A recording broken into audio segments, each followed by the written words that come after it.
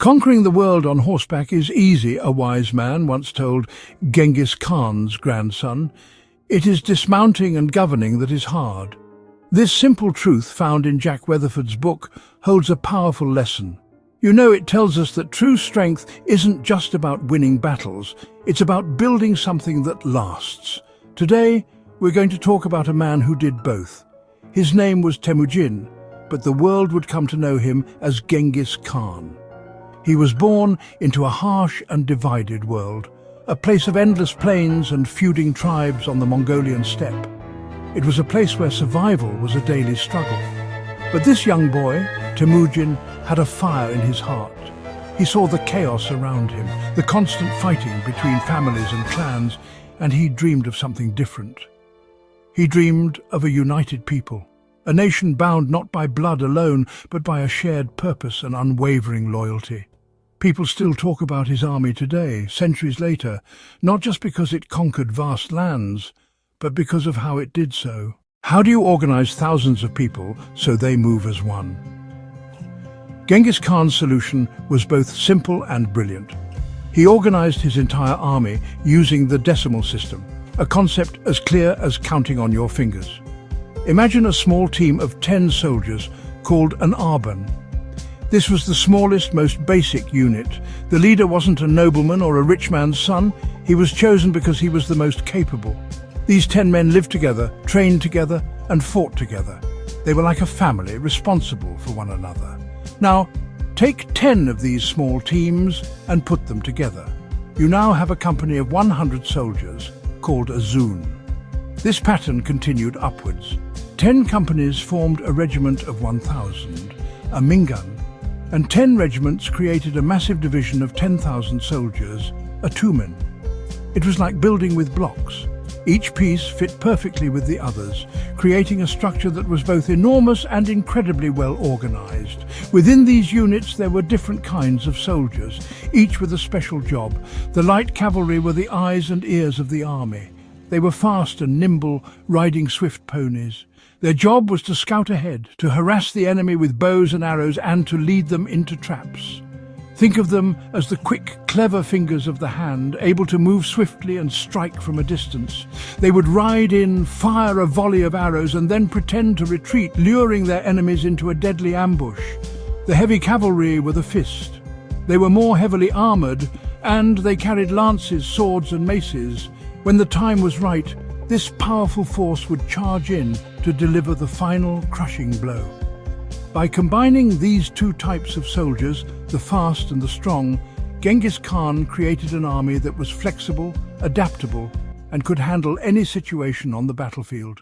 In Genghis Khan's army, loyalty was everything. It was the glue that held the entire structure together, from the smallest 10-man squad to the largest 10,000-man division. This wasn't a loyalty based on fear, but on deep mutual trust and respect. Genghis Khan understood a fundamental truth about people. When you show them that you value them, they will give you their all.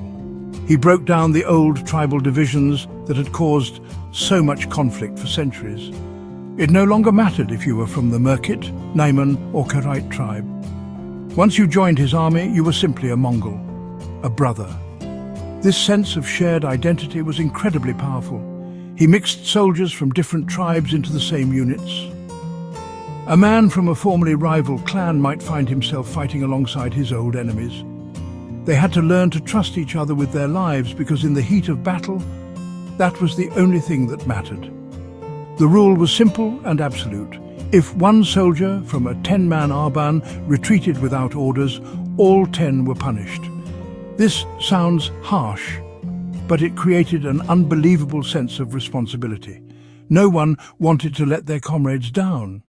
It meant you fought not just for your leader, but for the person standing right next to you. Genghis Khan led by example. He shared the same hardships as his soldiers.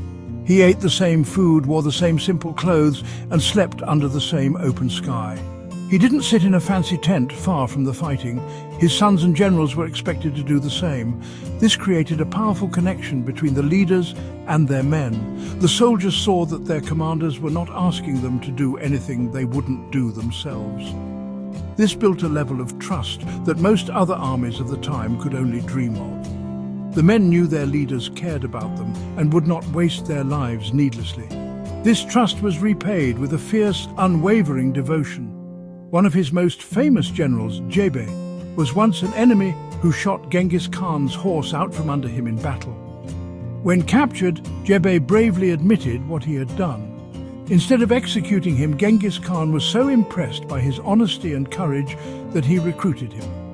Jebe became one of his most loyal and effective commanders.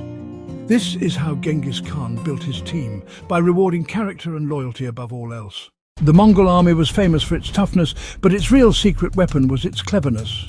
Every soldier was expected to be completely self-reliant. They were masters of survival, able to live off the land in ways that baffled their enemies. A Mongol warrior on the march was a model of efficiency. Each man carried everything he needed with him: his weapons, a cooking pot, a waterproof saddlebag that could be inflated to serve as a flotation device for crossing rivers, and even a needle and thread to mend his own clothes. They were prepared for anything the world could throw at them. Their food situation was just as clever. Each soldier carried dried meat and curd, a type of dried milk paste called kurut. This food was lightweight, nutrient-dense, and could last for months. When mixed with water, the curd would create a nutritious yogurt-like drink, providing sustenance on long campaigns without needing slow, cumbersome supply wagons. This made the Mongol army incredibly fast. They could travel for hundreds of miles without needing to stop and forage, allowing them to appear suddenly where their enemies least expected them. They moved like a storm across the plains, swift and unstoppable. This resourcefulness extended to the battlefield. The Mongols were masters of recycling. After a battle, they would collect the enemy's arrows and use them in their own bows. Nothing was wasted. They learned from every encounter and every new culture they met. When they came up against fortified cities with huge walls, something they had never seen on the steppes, they didn't give up. They captured engineers from the lands they conquered and learned how to build siege engines like catapults and battering rams. They turned their enemies' greatest strengths into weapons for their own arsenal. Genghis Khan himself was the ultimate student. He was always watching, always learning. He didn't care where a good idea came from. If a tactic worked, he adopted it. If a person was talented, he promoted them, regardless of their background or family name. This was revolutionary at a time when leadership was almost always inherited. In his army, a common shepherd could rise to become a general if he proved his worth through skill and bravery. This created a culture of innovation and meritocracy, where the best ideas and the best people always rose to the top. When we look back at the story of Genghis Khan, it's easy to focus on the conquests, the battles, and the vast empire he built. But the true legacy of his army lies in the powerful ideas it was built upon. These are ideas about teamwork, leadership, and human connection that are just as relevant today as they were 800 years ago.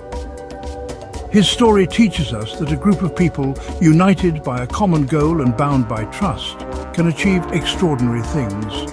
It shows that true strength comes not from numbers or weapons alone, but from the spirit of the people who wield them. Think about any team you've been a part of, a sports team, a school project, or even a family. What makes it work well? It's when everyone knows their role, like the Mongol light and heavy cavalry. It's when everyone trusts each other and feels responsible for the group's success, like the 10-man Arban. And it's when the leader is someone who listens, learns, and gives everyone a chance to contribute their best ideas, no matter who they are. These are the very principles that Genghis Khan used to turn a scattered collection of warring tribes into the most effective fighting force the world had ever seen. The self-reliance of the Mongol soldier also holds a valuable lesson for us.